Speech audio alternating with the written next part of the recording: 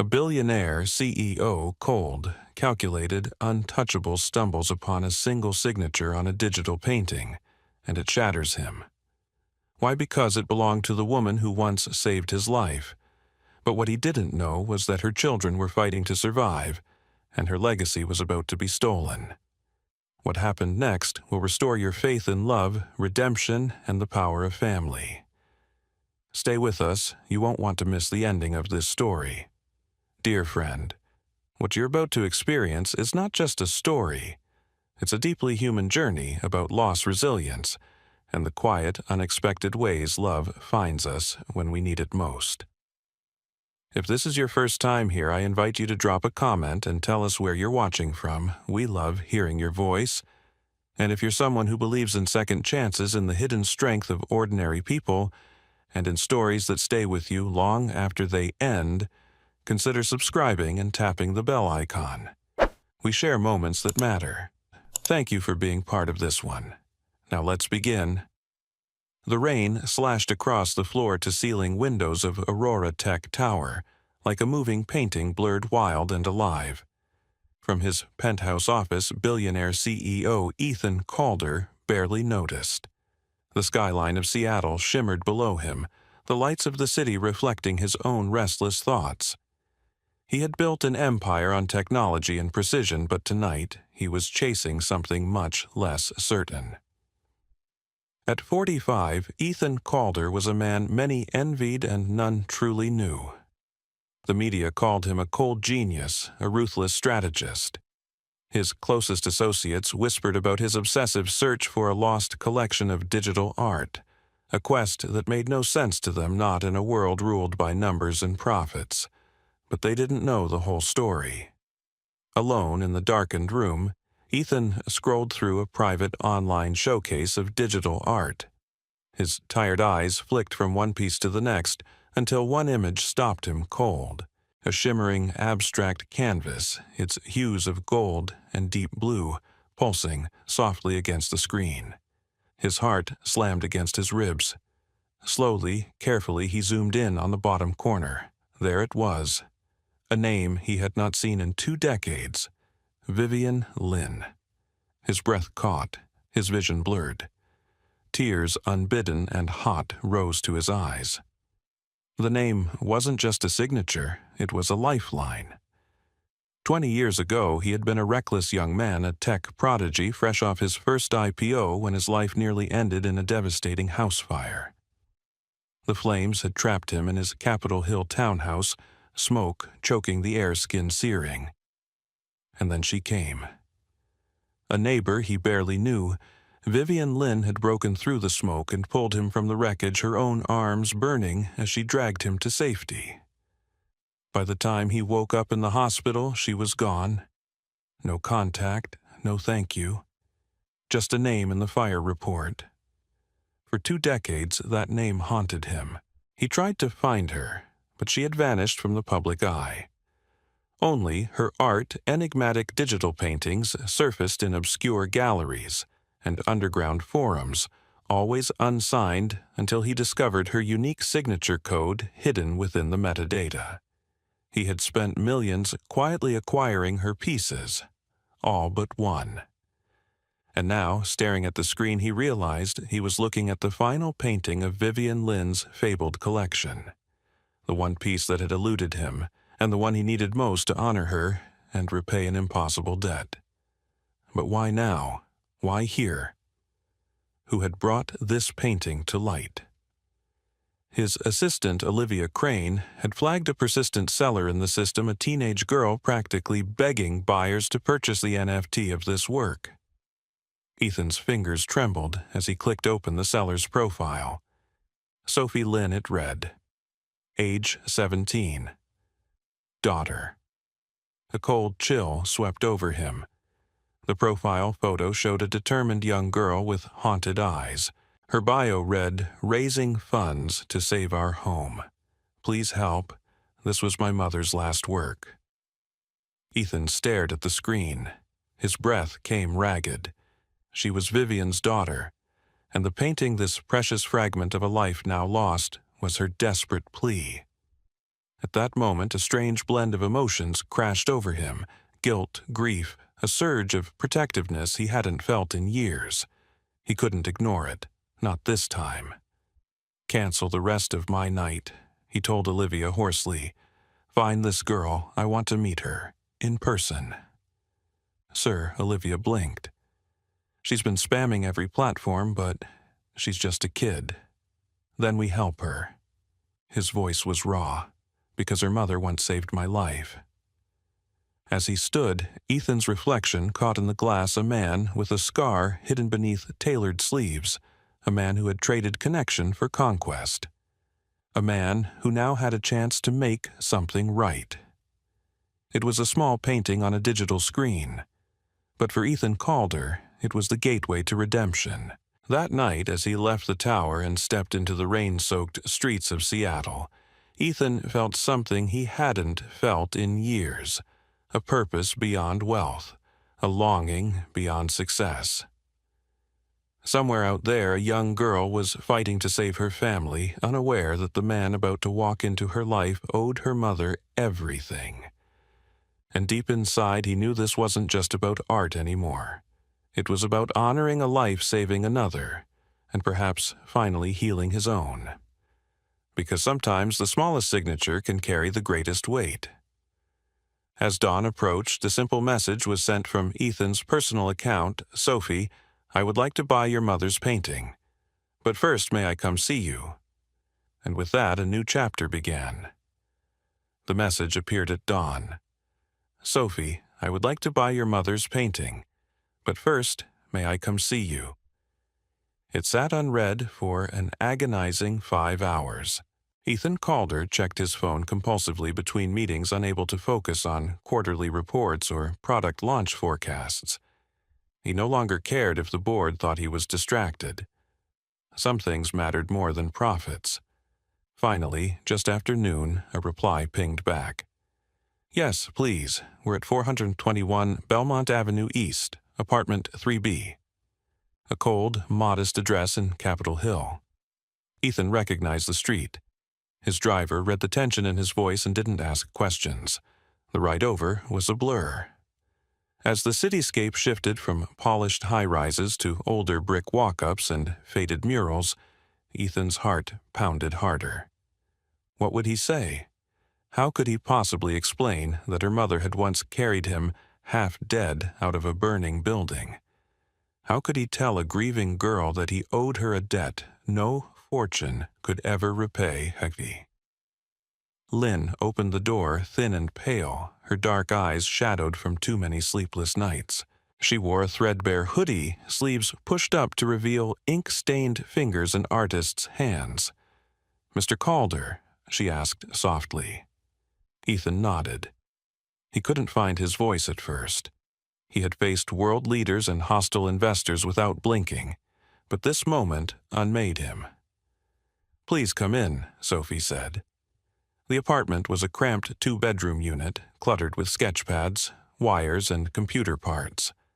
A cheap space heater rattled in the corner.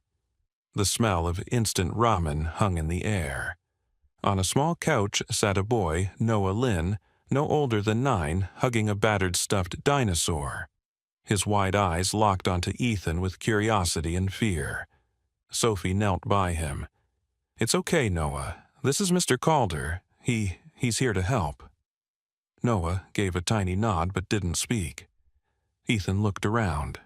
On the walls were scattered prints of Vivian Lynn's work, fragments of brilliance, cascading colors, and abstract forms that pulsed with hidden life. On one screen flickered the image that had brought him here, her final painting. I didn't know who else to turn to." Sophie began, voice trembling. "We're behind on rent. They posted an eviction notice last week. There's debt, so much debt. After the cancer treatments." Her words broke, and she swiped at her eyes. "I thought if I could sell Mom's painting, it might buy us time." Ethan's throat tightened. He remembered a hospital corridor, the acrid stench of smoke still in his lungs, and a young woman with bandaged hands walking away before he could say, "Thank you." "Your mother saved my life," he said, voice raw.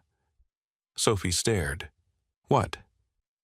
He rolled up his sleeve, revealing the faint burn scar that spiraled down his forearm. There was a fire. 20 years ago, I would have died if she hadn't pulled me out. Tears welled in Sophie's eyes. She never told me. She never mentioned. She was brave, Ethan whispered. Braver than anyone I've ever known. Silence hung heavy in the room. After a moment, Sophie reached under the coffee table and pulled out a battered notebook. There's something else. My mom, she left this. It's her journal. I didn't understand it at first, but I think there's more here than just memories. She flipped through pages filled with sketches and cryptic notes. Interwoven between personal reflections were strings of code hashes, timestamps, metadata annotations. She always said art should speak in layers, Sophie explained. I think she left a message. Maybe even a way to prove this painting is hers. To protect it.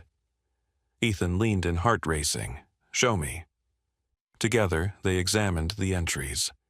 In one corner, Vivian had written, for Sophie and Noah. This is not just art, it's our story. It is theirs to keep.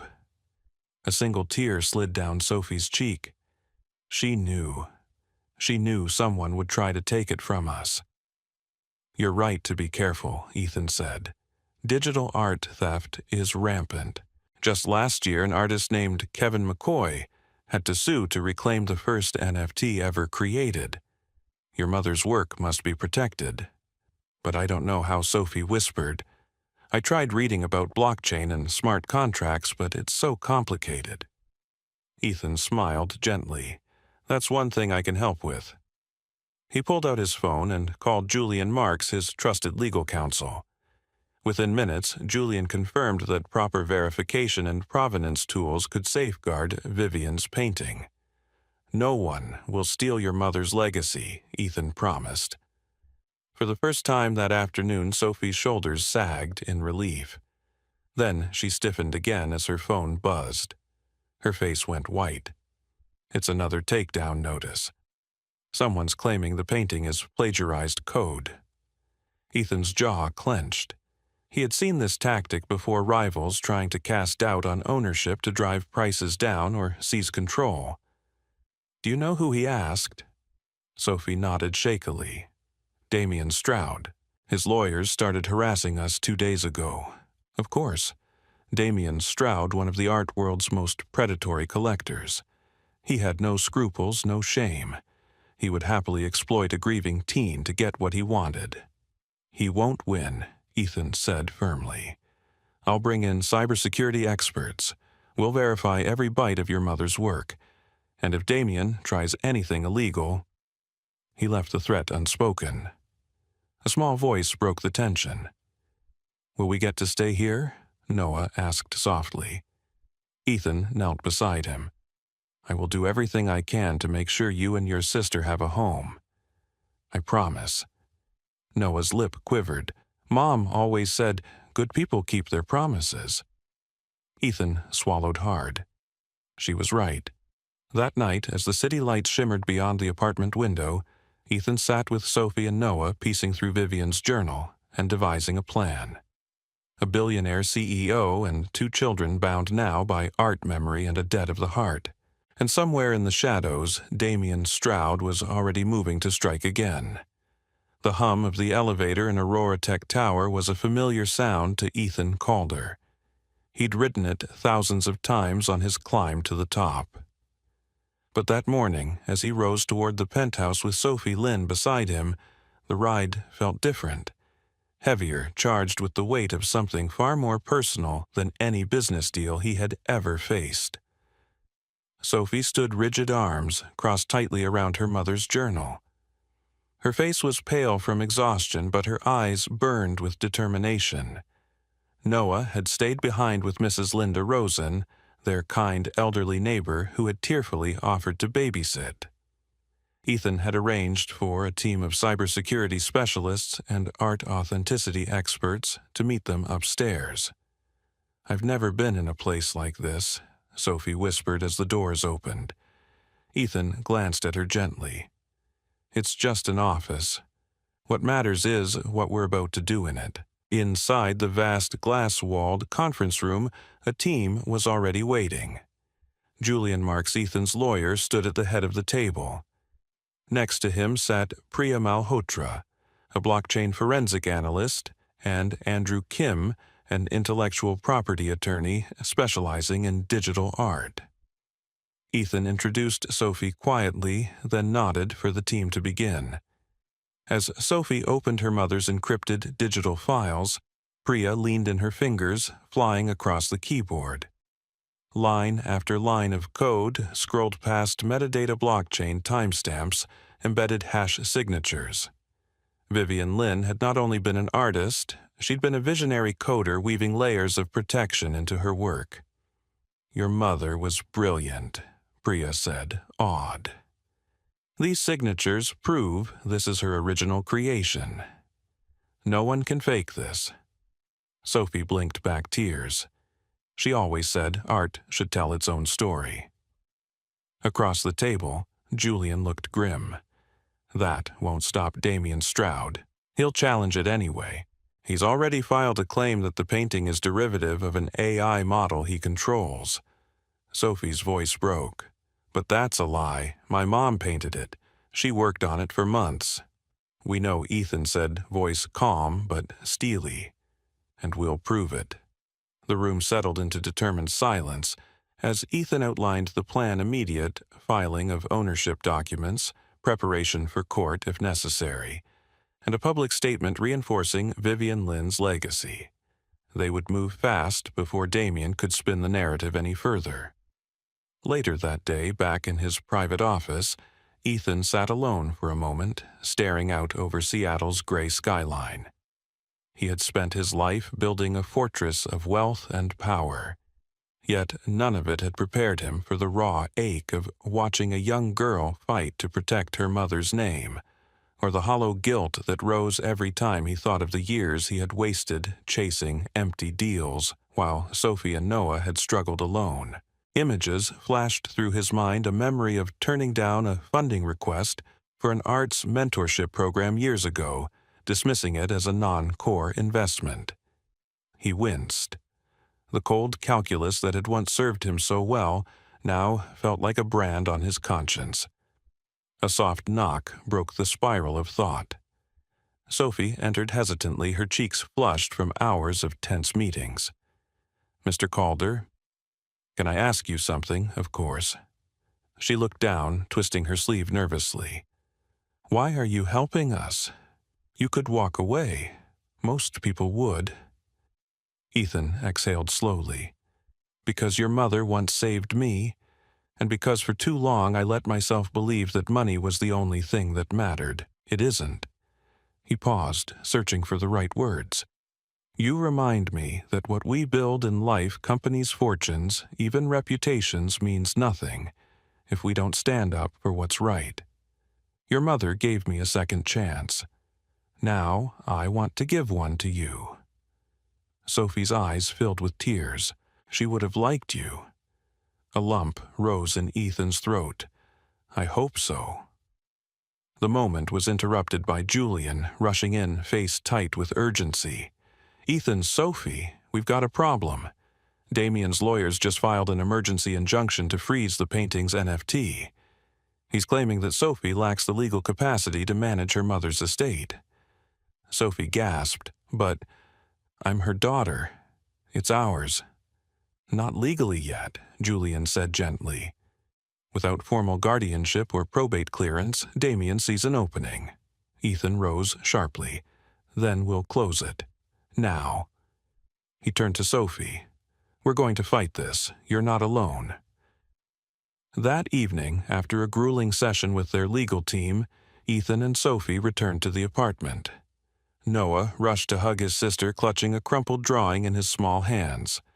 "I made this for you," he said shyly. Sophie knelt, smoothing the paper. It showed a stick figure family, her Noah, their mom in the sky above them, and a tall figure labeled Mr. E.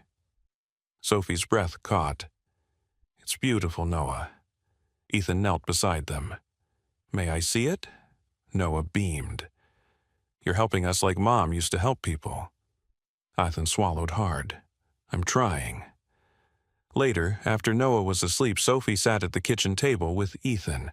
"It's so unfair," she whispered. "He's trying to steal everything Mom left us. I'm so scared."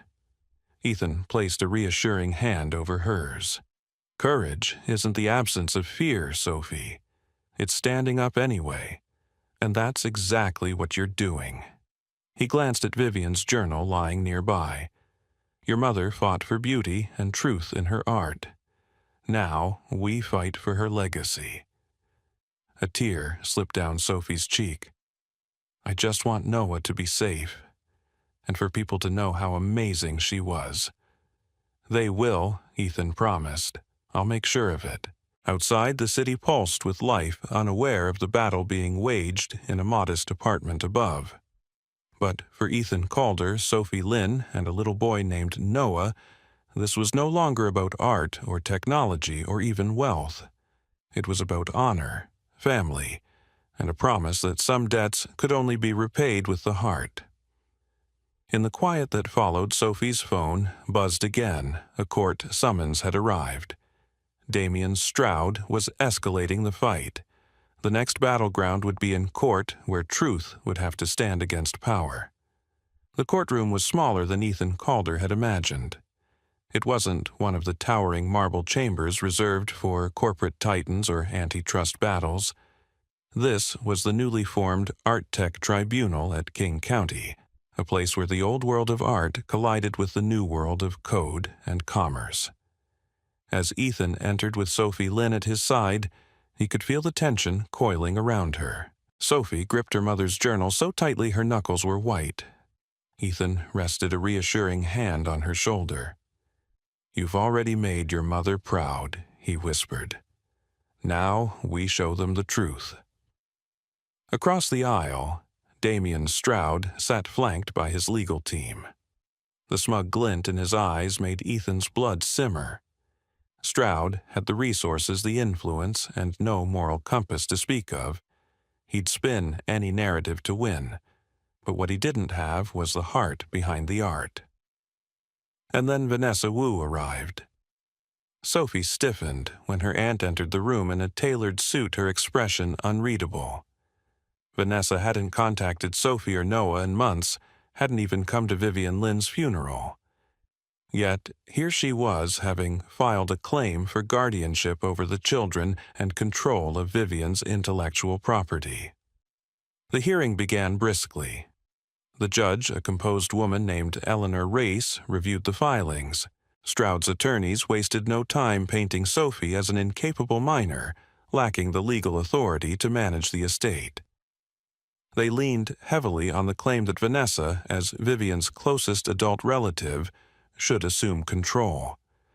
"Ms. Wu is prepared to ensure the paintings and digital assets are responsibly handled," one lawyer stated. "She can provide the children with stability and financial security." Ethan's jaw tightened. Stability. From a woman who had abandoned her family. Then came the heart of the matter. Stroud's counsel introduced their expert, who claimed that Vivian's final painting bore substantial similarity to a neural network-generated image housed in Stroud's collection. Sophie gasped. "That's not true."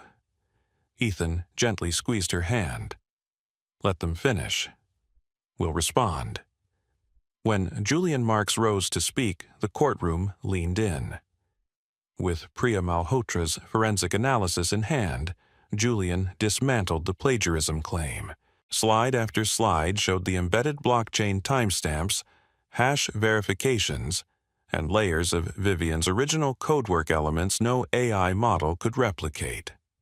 At one point, Priya herself took the stand explaining how Vivian had crafted each brushstroke, digitally embedding her story in ways invisible to the casual eye.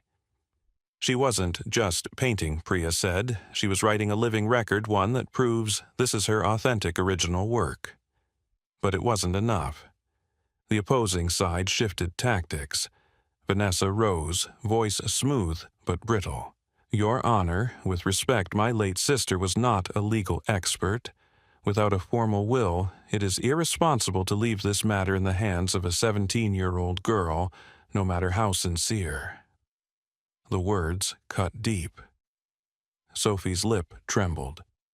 Before Ethan could rise, Sophie stood. Her voice was quiet but unwavering. "Your Honor, my mother may not have written a legal will, but she left her wishes in her own way." With shaking fingers, she opened the journal. Page after page had been marked with subtle symbols, references to paintings, dates, and personal notes. In this entry, Sophie said she wrote, "For Sophie and Noah. This is not just art, it's our story. It is theirs to keep." She turned another page. There, Vivian had drawn a small digital map, a reference to the very hospital room where she had once saved Ethan's life. A full circle. The judge leaned forward, intrigued. "There's more," Sophie whispered. She demonstrated how connecting certain symbols in the journal mirrored motifs embedded in the painting's layers, an intentional, encrypted message. Legacy belongs to those who hold the memory, not the wealth. Tears streamed down Sophie's face as she read aloud. Across the aisle, even Vanessa's mask began to crack. Then Ethan stood. "Your Honor, if I may," he said, rolling up his sleeve. Gasps rippled through the room as he revealed the faint burn scar. "Vivian Lynn once saved my life. I owe her everything. And what I see before me today is a young woman fighting not for wealth, but to protect her mother's legacy for herself and her little brother. I cannot stand by and let that be stolen." Silence blanketed the room. Judge Rice looked thoughtful. She called a brief recess. During the break, Vanessa approached Sophie hesitantly. "I didn't know," she began, "about any of this. Your mother and I, we had our differences." Sophie looked up, tears in her eyes. "Then why now?" Vanessa's voice wavered.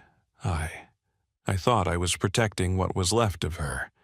But I see now. I was wrong." Sophie's eyes shimmered. She wanted us to be together not for the art, for family. In that fragile moment, something shifted. Vanessa withdrew her claim. Stroud's legal team, sensing the tide turning, grew desperate, but it was too late. When court reconvened, Judge Race delivered her ruling. The evidence presented today demonstrates not only legal authenticity, but the deeper intention of Vivian Lynn. In matters of guardianship and legacy, this court prioritizes the well-being and wishes of the family. Therefore, I grant temporary guardianship of Sophie and Noah Lynn to Mr. Ethan Calder, with all rights to manage Vivian Lynn's artistic estate in trust for the children. Emotion broke through the courtroom's veneer. Sophie burst into tears, clutching Ethan's arm. Vanessa wiped her own eyes silently. Noah, brought in at the close, ran into his sister's embrace. "Does this mean we can stay?" he whispered. "Yes," Sophie choked out, "we can stay." And in that simple word, stay was the weight of everything they had fought for. As they left the courthouse, Ethan glanced down at Sophie, who looked years older from the battle they'd just endured. "You were extraordinary today," he said softly.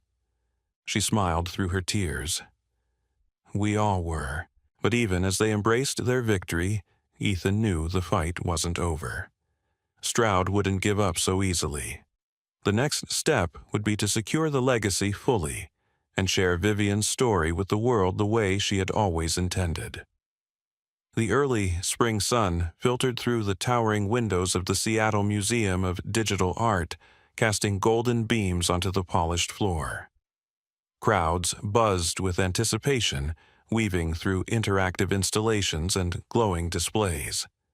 But the centerpiece of the evening wasn't an avant-garde sculpture or a multi-million-dollar NFT drop. It was a single painting, Vivian Lynn's final work now fully authenticated and celebrated as a masterpiece of modern digital art. In front of it stood Sophie Lynn, her brother Noah's small hand gripped in hers, and beside them, Ethan Calder. The soft hum of voices quieted as Sophie stepped forward for the unveiling. She had chosen to speak herself. "This painting isn't just art." Sophie began, her voice steady, though her heart thudded painfully. "It's a story. My mother created it with love, pain, and hope for my brother and me, and for everyone who believes that art can hold the truth." She paused, blinking back tears. "Legacy isn't about money or prestige. It's about memory, about honoring the ones we love and what they've left behind." As the crowd applauded, Ethan looked down at Noah, who clapped earnestly, beaming with pride. Ethan's chest tightened. These two children, once so fragile, now stood strong, their mother's legacy burning brightly in them. The path to this night had not been easy. In the weeks after the court victory, Ethan had quietly worked with Julian Marks to establish the Vivian Lynn Foundation, a nonprofit that would support young digital artists, provide scholarships, and preserve Vivian's works for future generations. The Foundation's first major exhibit would be this one, with proceeds funding both the trust for Sophie and Noah and broader community programs. Sophie, after days of reflection, had made a choice that stunned Ethan. "I want you to adopt us," she had said quietly one evening at dinner. "Not just as a guardian, as our dad." Ethan had barely managed to keep his voice steady. "Are you sure?" Sophie nodded, tears slipping down her cheeks. "You fought for us. You believe in us. That's what a dad does. That's what she would have wanted." Now, standing in the museum with the legal adoption finalized, Sophie had officially chosen the name Sophie Calder Lynn. Noah had done the same. In the crowd, Vanessa Wu watched with misty eyes. She had come a long way herself. After withdrawing her legal claim, she had begun visiting weekly, slowly rebuilding trust with her niece and nephew. Tonight, she had brought them each a small bracelet engraved with the phrase, "Hold the memory, not the wealth." As the exhibit opened to the public, guests filtered through the hall, marveling at Vivian's layered, luminous works. Journalists snapped photos, capturing the human story behind the art. A reporter approached Ethan. "Mr. Calder, you're known for building tech empires, not art foundations." "What changed?" Ethan glanced at Sophie, then back at the reporter. "I used to think legacy was built in code and capital," he said softly. "But a small signature on a painting changed everything for me.